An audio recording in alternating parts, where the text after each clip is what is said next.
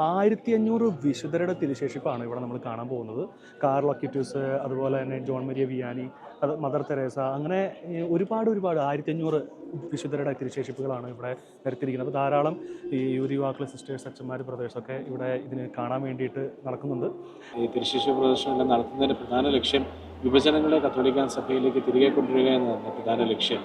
യുവജനങ്ങൾ നമുക്ക് ഇന്നും ഇന്നലെയൊക്കെ ആയിട്ട് ഇവിടെ ഒത്തിരിയധികം യുവജനങ്ങൾ വന്ന് പലരുടെ അനുഭവങ്ങളൊക്കെ കേൾക്കാനിടയുണ്ട്. അവരുടെ കണ്ണുനീര് പൊഴിച്ചാണ് ഇവിടുന്ന് ഇറങ്ങിപ്പോകുന്നത്. ഇത്തരം വിശുദ്ധരെ കണ്ടു കഴിയുമ്പോൾ അവർക്കൊരു ഇൻസ്പിറേഷനായിട്ട് അവർക്കും ഇവരുടെ നാളെ എണ്ണപ്പെടണം എന്നൊരു തീവ്രമായ ആഗ്രഹത്തിലൂടെയാണ് പലരും ഇറങ്ങിപ്പോകുന്നത്. എന്നോട് മാത്രമല്ല, പല ബിഷപ്സിനോടും ഇവിടെ വന്നിരിക്കുന്ന പിതാക്കന്മാരോടൊക്കെ യുവജനങ്ങൾ അങ്ങനെ പങ്കുവയ്ക്കാൻ ഇടയായിട്ടുണ്ട്.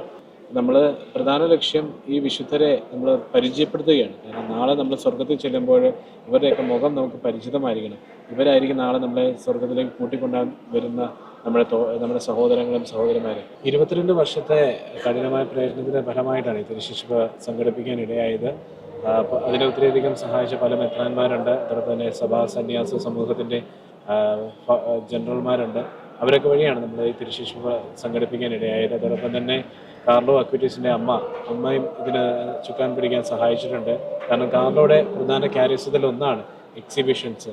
അവൻ യൂക്രിസ്റ്റിക് മിറാക്കിൾസ് എക്സ്പോ നടത്തിയിട്ടുണ്ട്, മരിയൻ പാരേഷൻസ്, അതോടൊപ്പം സേറ്റൺ ഡെമോണിക് എക്സ്പീരിയൻസ്, അതിൻ്റെയൊക്കെ എക്സിബിഷൻസ് അവൻ നടത്തിയിട്ടുണ്ട്.